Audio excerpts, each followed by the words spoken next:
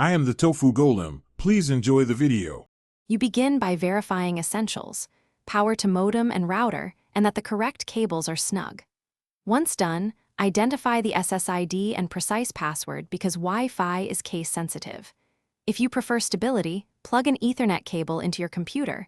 This avoids wireless issues. Make sure your device's network adapter is enabled.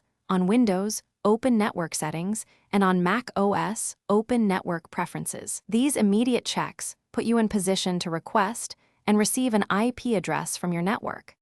You now join the network. Choose the SSID on your device and type the password exactly, then hit Connect. This initiates authentication and DHCP.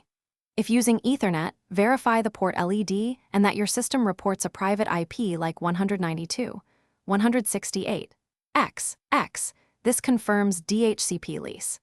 If the device stalls, log into the router's admin page to confirm DHCP is enabled. DNS settings are reasonable and firmware is current.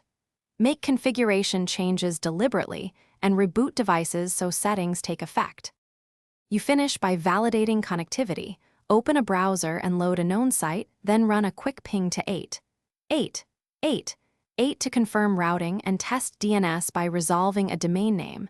If pages don't load, reboot the modem and router in sequence, wait for lights to stabilize, then restart your device.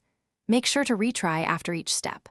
Troubleshooting tip: if problems persist, reset network settings on the device to clear stale configurations before contacting your ISP, which can check upstream issues.